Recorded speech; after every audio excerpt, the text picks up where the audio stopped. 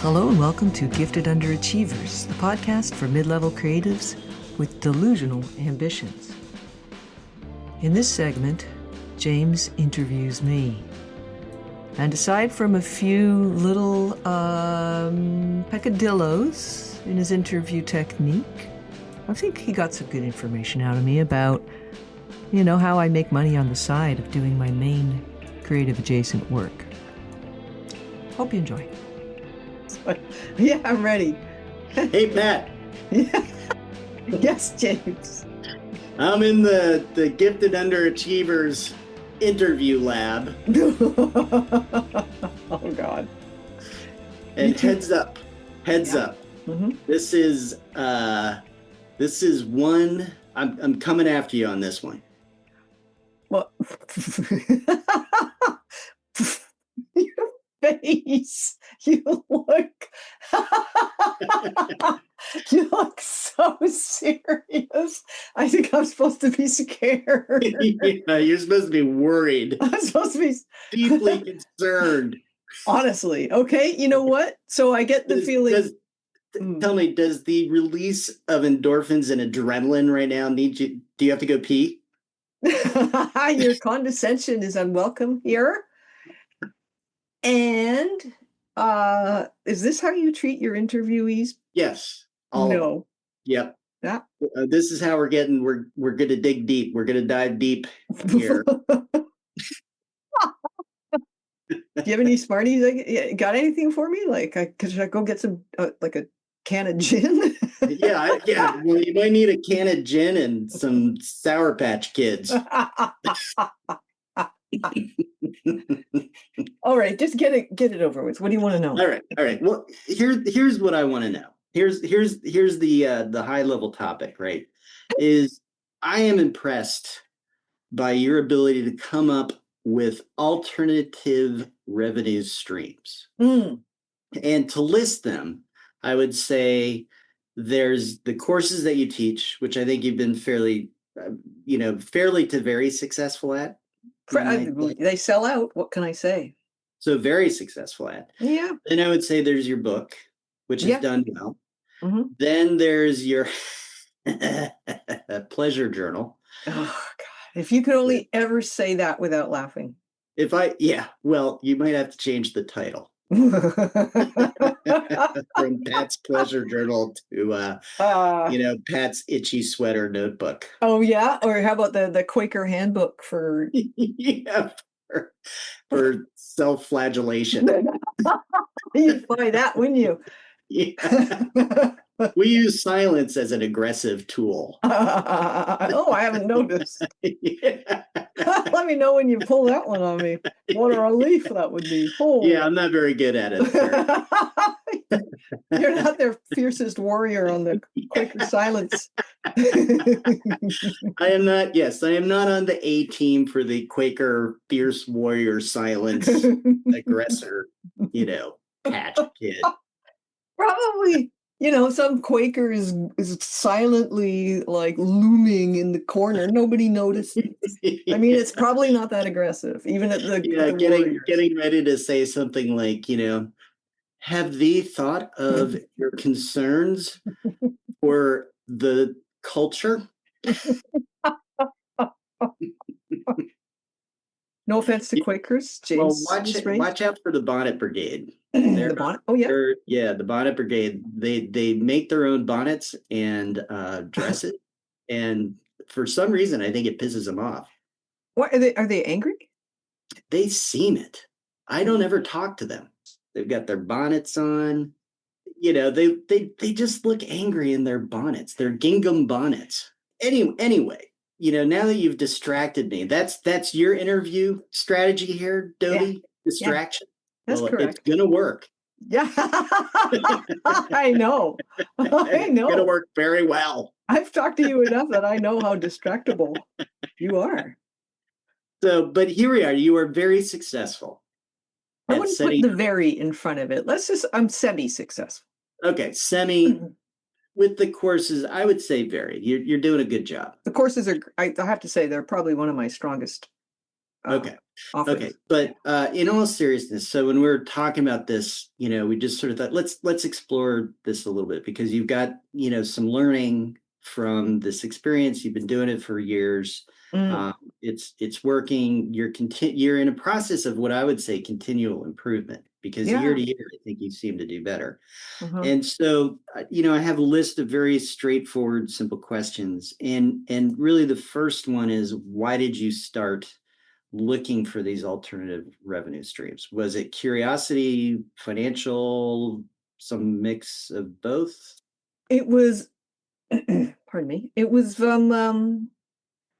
just looking into the future and knowing that one-on-one work is unsustainable unless you make a huge hourly wage, like, or Mhm. per project wage, whatever you charge. But sure, psychologists can go through their entire career charging $400 an hour for their time and then build up enough of a safety net so that they can actually stop working at some point, or stop working full time, whatever they want. Mhm. And editors, freelance people, it's just not the same type of industry where it's okay to charge as much as they charge. There's a spectrum, Right. right? And when I was 5 years into the business, I realized that I might, I will move up on the spectrum, but be just for various reasons, I probably will never be the very top charger in this field. It's just not, I haven't Mhm. worked in traditional publishing. There's other barriers. Uh-huh. So this is getting way into the weeds of my psychology. I realized that working one-on-one was only going to get me so far, and it was only going to last until I stopped. Right. Once I stopped, then there would be no more money coming in if that's all I ever did. Right. So I I just really love figuring shit out. I like problem solving. Mhm. And of course, I looked around at what other people do, and I looked at the internet, and I read a few books, and I thought, if I was going to write a book to solve a problem, I would write a book on what to expect when you work with an editor on a novel, because Mm. that's the kind of shit that you're constantly explaining, and I Right. consider client education as part of the responsibility of any editorial work or writing work at all. You have to be able to let people know where you sit in the scheme of service providers they could work with and what level of stuff they could get done and pay for. Mhm. However, I really felt there was no book out there that did that for writers. Right. There are books that do some things but not others. There was nothing, there was a gap. So I wrote the Mhm. book to fill that gap. I'd already been editing for probably 7 years or something, but it's taken me a couple of years to identify the gap and then go, that's a gap, and then go, what's a book going to do? A book is only going to sell as many copies as you make it sell, basically. So Yeah. whether it's DIY, self-publishing, or working for a publisher or having a contract with a publisher, it's not going to make any difference. You still got to flog it. So Yeah. I thought about, I was going to a conference in 2016 of the Editorial Freelancers Association because Uh-huh. I wanted to flog it. I wanted to have it on the table Yep. and then be kind of part of the conversation of people who have books in my field, where most people in my field don't have a book, Mhm. about the field. So there's only a few people who've written books about editing, and there's very few freelance editors who've written books about editing. So I just thought, I want to be there. And I sold a few. It wasn't really about that. What happened was the book uh, got me a teaching gig, and the teaching is based on the book. This one course I developed is based on that book, and that has been a really great source of I don't know, networking, referrals, just meeting other editors, mentoring Mhm. students. I keep in touch with people long afterwards. I encourage them to form little groups and keep in touch with each other so they can. Can I Mhm. just ask, just for clarity for the listener? So Yeah. when one, is this on writing or on editing? The book I wrote was on editing, And the class? and the course is called Developmental Editing for Fiction. So I Okay. teach other editors how to do a developmental edit the way I do it. Mhm. And it's And online as opposed to, in a university setting. yeah, it's in a Zoom. I actually have it semi-synchronous now, but for Mhm. years I gave it live for about 5 years. So the book I wrote in Okay. probably about 2013, 2014. And it took me a few iterations. It started as a website download, and then, I started just kind of developing it because I felt like there was a gap, and then I thought it should be a book, and then I published it. And then the teaching started in around 2019.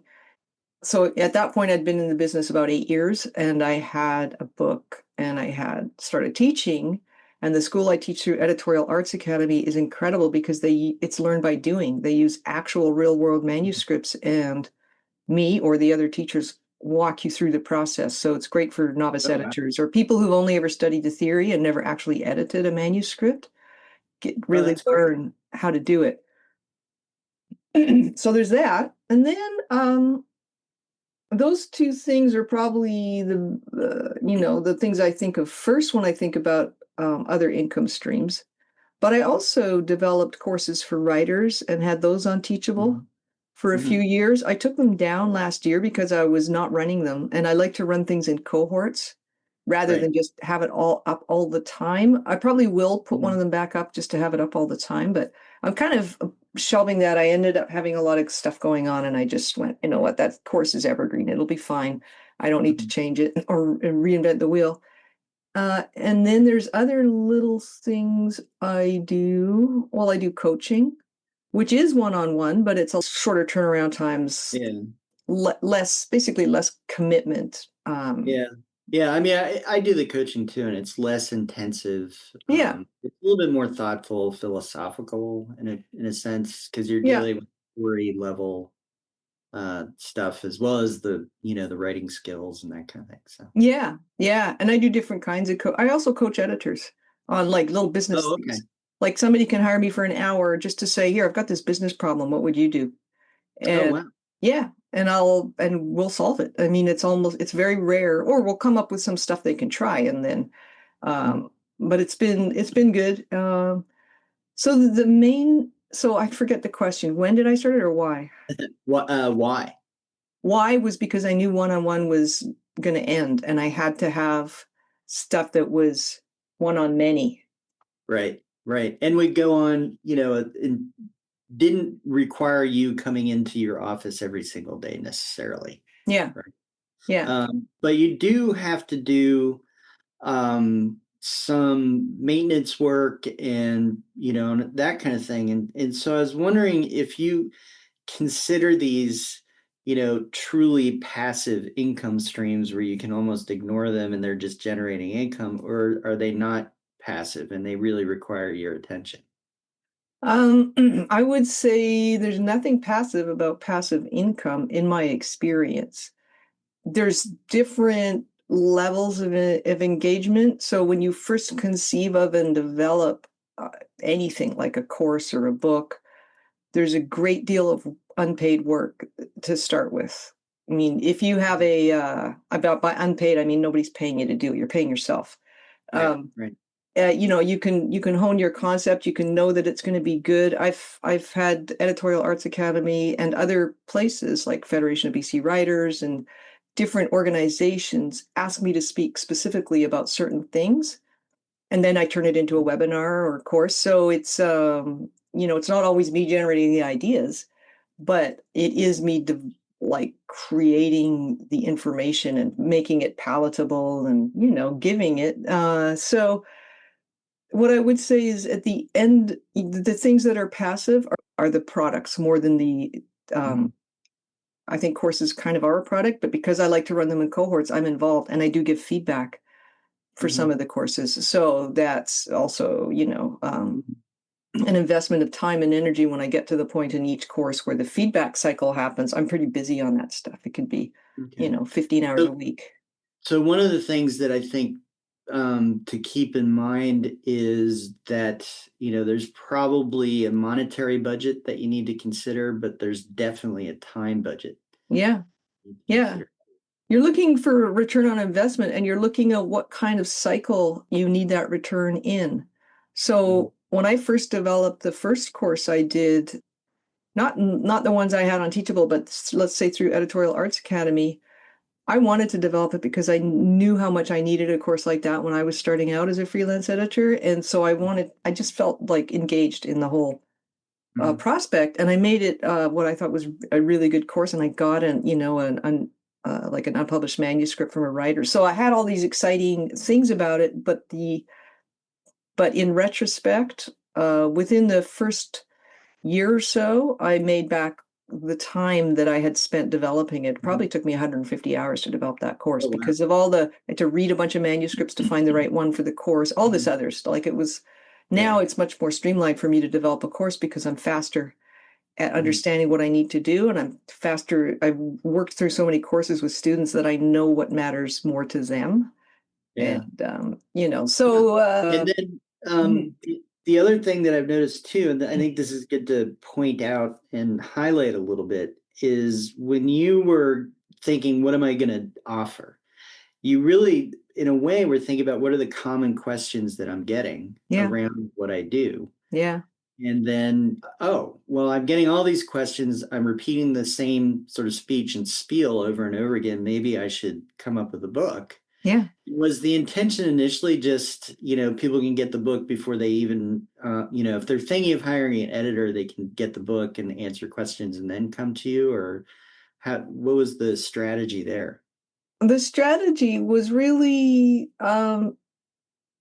well, it was initially to inform. I ended up expanding the book quite far beyond what I had initially conceived of. I was thinking of, Mhm. more of a booklet or a workbook. Here's how you can hire the right editor for you. But I ended up going into the publishing industry, describing it because many writers are they're just uninformed about the publishing industry. They don't Mhm. know how it works. Um, so my initial intent may have been to have people download it from my website and then have a quick skim read of it before they talk to me. But that wasn't really what I was trying to do. I was trying to uh, fill a gap in a thorough way Mhm. with one thing. Mhm. And then sort of it having a book gives you credibility. There's all these reasons. They're called platform books for a reason. It's not that I have a Yeah. platform, it's that I knew that it would be a relatively easy thing for me to do because I like writing, Mhm. and I like the topic I was writing about, and that it would. I guess what I felt was that it would have unseeable benefits. Like I knew what the immediate benefits would be. I didn't know that I would make any money on it. I just figured, well, I'm not Right. going to try and pitch it to a publisher because it's incredibly niche. Nobody gives a Right. shit. So I just Right. decided right from the get. I never even considered querying or writing a proposal. I wrote a proposal for myself to hone the topic, but I did not send it to Mhm. anybody. Um, Okay. yes. And then it's interesting. And then that led to the courses, which has led to, Hmm. this whole other thing. Yeah. And then the other, the next question was, what were your goals initially? And actually, what let me rephrase it. What are the goals? Not so much initially, but just generally, because I'm trying to keep I would imagine they've shifted. So Yeah.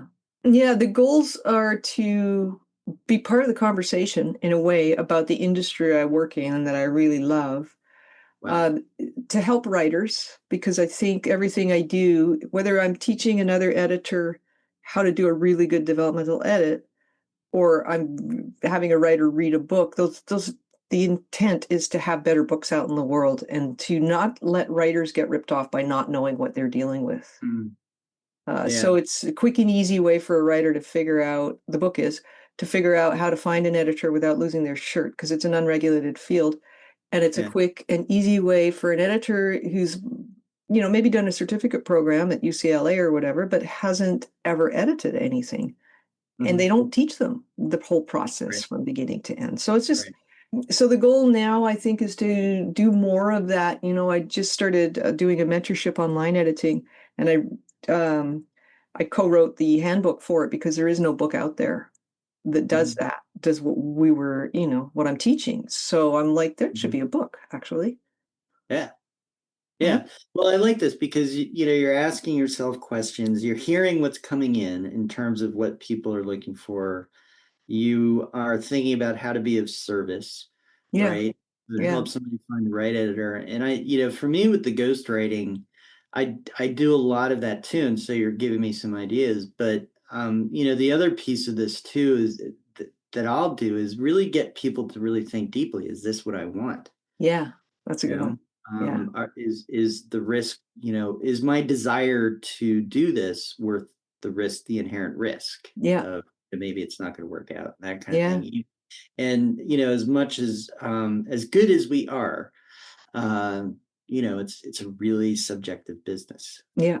So, but I guess what you're doing is trying to remove a little bit of that subjectivity and give people some more tools and Yeah. that. Yeah. Yeah, it's really Exactly. Context and tools and processes, a bit good. of a roadmap. That's what the whole point is. That initial book was supposed to be first in a series called A Writer's Roadmap. Mhm. And then life took over and I didn't write the other three that I had in mind, but those are still, those are still Yeah, viable. they're percolating. Yeah, yeah. And I think it just never hurts to have a book. I mean, why wouldn't Yeah. you? Yeah. No, I agree. And then the next is, what is your strategy? And it's not, we've talked a lot about the creation of the product and the ideation around it and that kind of thing. And I think more of the strategy in terms of getting it into the hands of its audience, that kind of thing. Oh, yeah, I didn't really have one when I started. I did do I didn't really even know much about book launches when I published the book, but I knew enough to say, I need to take this to the conference. I need to sort of have, postcards or whatever. I need Mhm. to be able to tell people in the industry about it.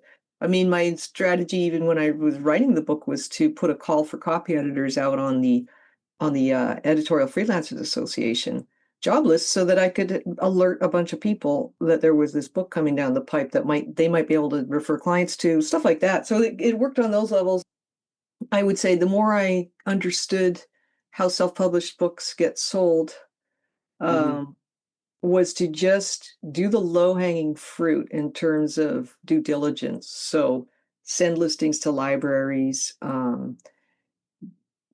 have it available not just from the big beast, the Antichrist, Amazon, but also do the Ingram Spark setup so that bookstores and libraries can order it, because they won't Mhm. order books from Amazon. So you need to have it available somewhere else. And it's print on demand. In Ingram Spark, I think so. Yeah, I Okay. mean, yeah, I like so that book is in 8 libraries in West Virginia, and I have no idea why. Wow. Yeah, you can check where your book is, where your book shows up in libraries. Oh, Um, that's great. Yeah, it's also, I sent copies to all the MFA professors I worked with, to the program head. They put it in their library. I brought it to a residence when I was at a writing residency. So it's been really almost hand selling, despite the fact Mhm. that it's online. However, I think I've been lucky because sometimes, I've had clients on podcasts who mention like reading the book and then looking me up and working with me. And so it either gets me a one-on-one editing client or it gets somebody else to buy the book. Okay. And when I think about, so I know we kind of get jokey about Pat's Pleasure Journal, Yeah, you're but a I terrible. really do appreciate it as a really great idea, Thank you. because it's more of a workbook for people to think more creatively and deeply just about the things that they enjoy and getting more, enjoyment out of life and that kind of thing. Hmm. And so it's not about writing 200, how many pages is it? Ooh, it's probably a couple hundred. Yeah. So, it's not writing a 200-page book. It's coming up with solid content for each page, and then the reader or the user sort of fills things in, Yeah. and Yeah. works through whatever they need to work through. And so there's something really smart of that, because it's a low barrier to entry for you, Yeah. where you're not committing a massive amount of time. You don't have to go hire another editor to copy edit your work and all No, that, exactly.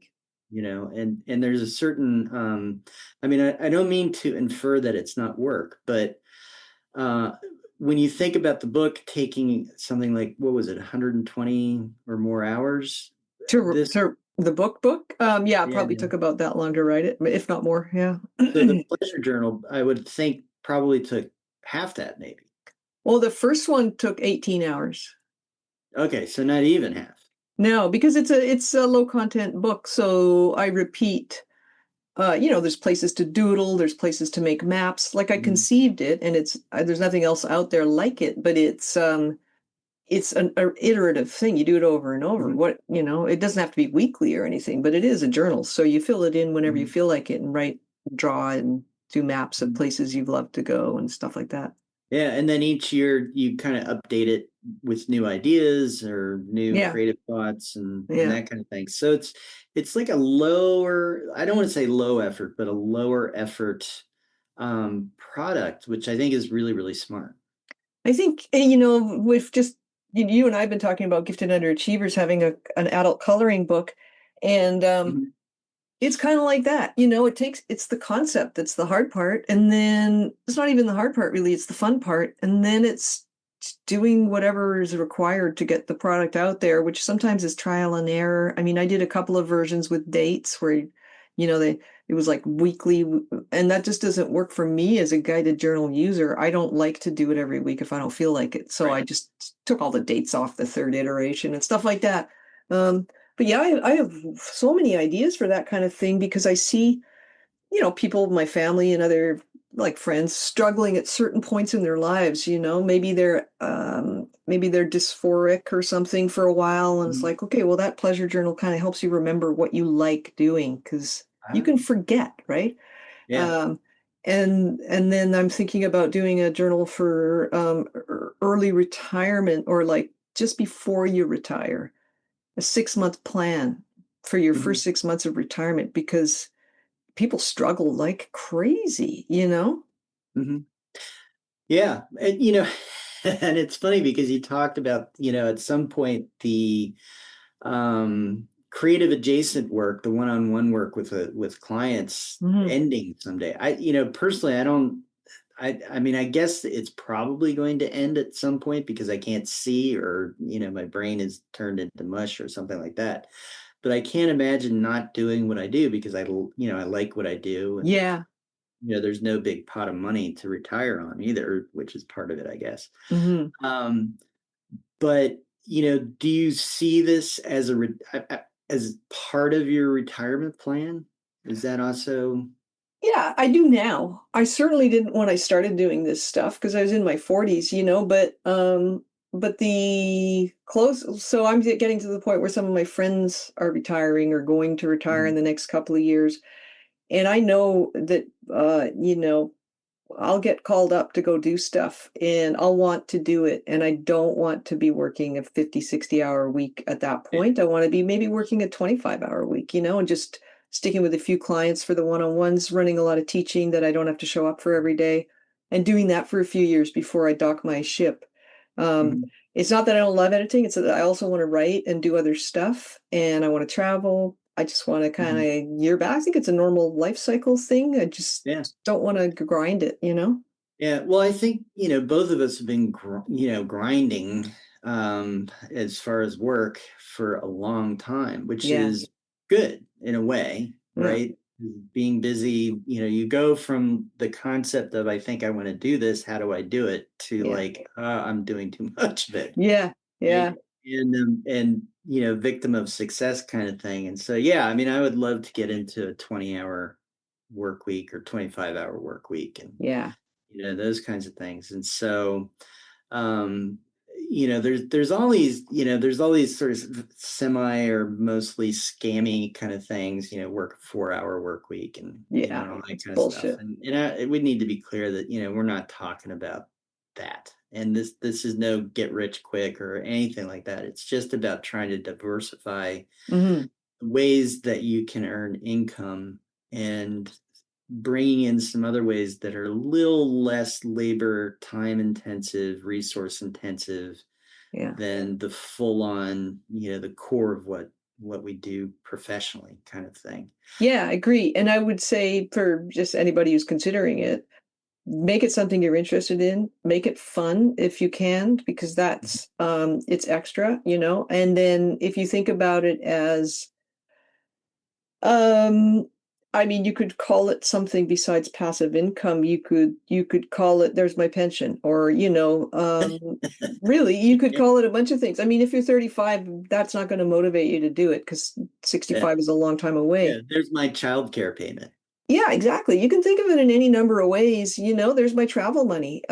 Just try Yeah. and attach it to something you like, because then you're going to be, or that you want. Because I think also the ability to work one-on-one, um, it's not that it fades. I think I'm way more effective than I used to be in my job because I've had so much experience now and I'm such an experienced reader. I also think that I'm interested in other aspects. I'm interested in writing and in teaching. I really love both of those things, and I kind of want to explore what I'm interested in as opposed to just doing what I know how to do. Right. Right. No, that's awesome. That's really, really good. Follow more curiosity as opposed to being sort of on the production line. Yeah, yeah, Yeah, no, yeah. I get that. And then, so the last question, have you run into any brick walls with this? Like, knowing what you know now, what would you do differently? What would you advise other people? Oh, don't, I thought this was a smart thing to do. It turned out it didn't work.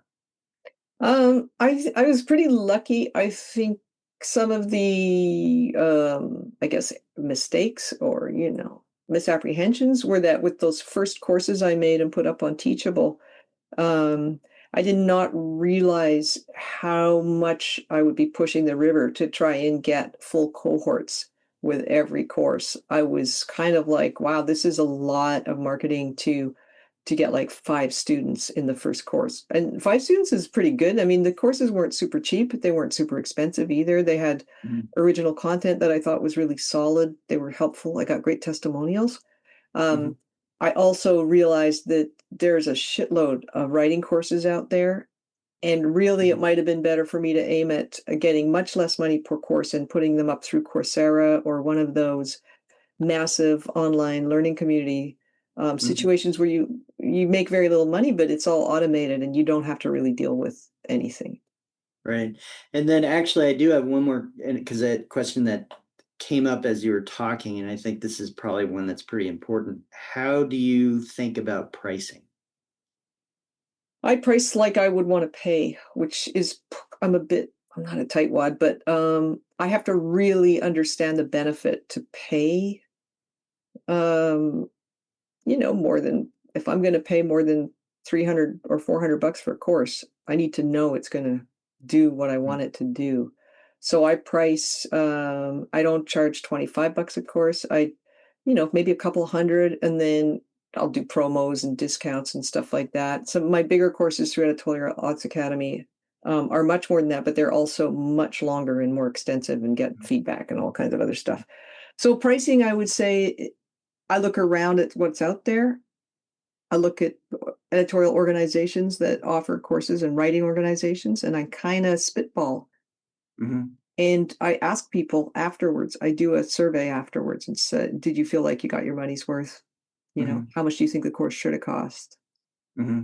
Well, Stuff that's like that. brave, Yeah, because yeah. you're Gather always gonna get data. that person who's going to be like, "Ah, it should have been a penny." Yeah, nobody's ever said that, but because I'm right there in the room with them most of the time. Like I'll do office hours and And you stuff. do have a rather intimidating physical presence. I know they don't want me coming Yeah. after them for Yeah. They don't disrespect. want, they don't want the slap fight with you. That's not going to go well for anybody. Do you know how tall I am? I'm guessing 6'7", and you got a right arm that looks like, it's the leg on Usain Bolt. I mean, Thank you. so watch out, I Hoover. If I you am see a six six seven. foot seven woman with a gigantic right arm, that's Pat, and she's gonna kick your ass. Only if you say my courses are overpriced. Yeah, only if you say the course is overpriced. I'm glad you're asking these questions because I don't perceive that stuff as successful or not successful. I perceive it as done and out there. And Uh-huh. that's where I'm coming from is do something and put it out there. You can't tell what's going to happen unless you do that. Yeah, And yeah. then, Don't be afraid to fail. oh God. And it's not really fail. It's just put it out, see what happens, learn from it. Yeah, you're getting information, and honestly, nobody's going to notice. I mean, who's another schmuck with a course or a book? Like, nobody cares if you fail except you. So just Yeah. only invest the amount of time you are willing to lose, basically, because although I do make money on the stuff I do, I don't, there's no guarantee that you're going to make money Yeah. before you do it. You could do a business case. You could look for gaps in the market like I did. You could kind of figure out like pricing. When I price books, I really look at other books and figure Mhm. out what are they giving that, and what am I giving, and so on. I think I could be far more cohesive and organized about it, but I'm still, at least I'm putting stuff out there. It doesn't have to be, Yeah. you know. Yeah. No, I think well done. Thank Bravo. you. Are you gonna And put Are you gonna put out a book on how to pick the right ghostwriter? yeah, when so here's the value of this conversation for me is you've said this to me before. Hey, you should do this. You should do this. You should do this. And I never really understood, I think, what you meant because I thought, it's going to be this huge project because there's so much that I do. Yeah. But the way that you've explained it in this conversation really makes sense that it's more about what are the questions that you hear? Yeah. Like what are the common questions? And it's not just that I get from clients, potential clients, like how does this work? What's your process? All that kind of stuff. Yeah. But from people when, you're just chatting with somebody and they're like, what do you do? And I'm like, I'm a ghostwriter. And they're like, how does that work? Yeah. Right. Yeah. How do you do this or that or the other thing? Yeah. And those are more than likely going to be the same questions that somebody who wants to get into ghostwriting are probably going to have. How much do I Exactly. charge? Yeah. That's a big Yeah. one. What's your process? Yeah. What are the things I need to worry about? Those kinds of things. So, Yeah. And yeah. then you could find, as I found when I was writing the book on fiction editing, was that I had to explain the publishing landscape because without that explanation, the rest of it doesn't really have any context, So Mhm. you're in ghostwriting. I mean, there's a lot of really interesting things about ghostwritten books and the publishing Mhm. landscape. And Yeah. so some of the top selling books of all time were ghostwritten, and so it's just Mhm. really good to have think about not just answering specific questions, or it could be two separate books, but at Mhm. least giving some context so that the rest of Yeah. it makes sense. And I would say getting, so the common misperception that, the term ghostwriter creates its own misperception Yeah, that, and this does happen where somebody says, I'm going to pay you a ton of money, go write this book on this and yeah, then get it back to me and I'll tell you if I like it, yeah, but really that's more the outlier and it's hmm really very much a collaborative effort. yeah, And so I would like to see people appreciate that side of it yeah, more. So, yeah. I'd love to read that book because I think it's very interesting to me when I see ghostwriters on LinkedIn, for example, and mhm. various other places, and I get the sense that there's that's the tip of the iceberg is their online presence, and there's this whole other body of Yeah, mystery underneath it. yeah, no, absolutely. So maybe we can do another, if we Oh, can that'd be find, fun. yeah, we could do a segment on not so much ghostwriting because that's not really our audience, why people are here and what we want to speak to, but maybe there's some insights that could be gleaned that would Well, be it could helpful. be, yeah, it could be really interesting, even if we just spitballed your book. Mhm. I Yeah, don't know. seeing how that developed. Yeah, seeing how Yeah, an idea a develops little from, okay, behind here's my the curtain. trade, here's what I'm Yeah. thinking, and then workshopping, basically. Oh, yeah, yeah. Give a little behind the scenes, view. Right? So, wow, that's exciting. Behind the All right. kimono. Yeah, Okay. yeah, yeah. Well, And we thank can you. both do it in our own, personal saunas. I just want to tell you, your interview manner is great. I'm far less enraged than I was when we started. Well, yeah. See, that's the point. Oh, nice strategy. If you start out pissed off, then you're not going to get pissed off. We're already pissed off.